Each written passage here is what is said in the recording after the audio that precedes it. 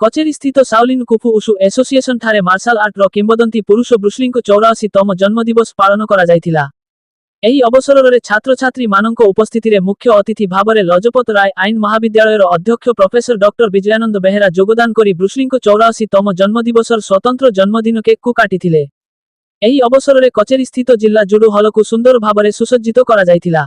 एथिरे एसोसिएशनर संपादक सुभाष चंद्र बेहेरा उद्बोधन देई मास्टर ब्रुस्ली मार्शल आर्ट रो कला को आधुनिककरण सहित एक विकसित करी लोकलोचन को आनी पारिथिले बोली कहिथिले। एथिसह आज देश विदेश रे समस्त मार्शल आर्ट रो खेलाड़ी ब्रुस्लींकर उपदेश पालन करी ओलंपिक मेडल आनी पारुथिबा बेले एहा प्रतिवर्ष खेलाड़ी को प्रोत्साहन जोगाई थाए बोली कहिथिले। एही अवसर रे डिंगर मेहर, सनीप पट्टनायक, सगीर अहमद, तनुश्री मिश्र, किंजल अग्रवाल, तेजल त्रिपाठी, मानु गुरुंग, अब्दुल फरहान अजीज, वैष्णवी पट्टनायक, नुजत आयशा कुलसुम, मुस्ताफा, जिज्ञासु दुर्गा, लिंगराज माझी, अनुसुमान बेहेरा, आयुष्मान बेहेरा, आराध्य नायक, जगन्नाथ बेरिहा, प्रणव साहू प्रमुख उपस्थित थिले।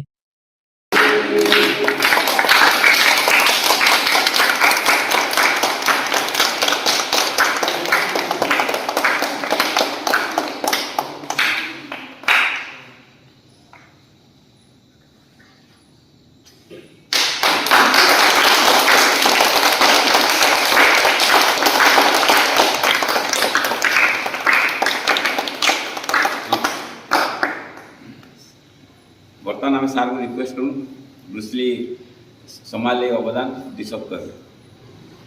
ब्रुस्ली आम गोटे लिजेंड जहाँकि आज पर्यंत सारा विश्व में मार्शल आर्ट गोटे प्रमुख निर्माता बोली कहुए।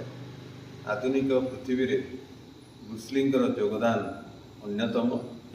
मार्शल आर्ट को बंचाई रखि सुभाष चंद्र बेहेरा जे कि वुशु एसोसिएशन प्रतिष्ठाता एवं विगत 30 वर्ष धरी ये एसोसिएशन रे अनेक शिक्षार्थी निज निजर प्रोफेशन को जाइछंती।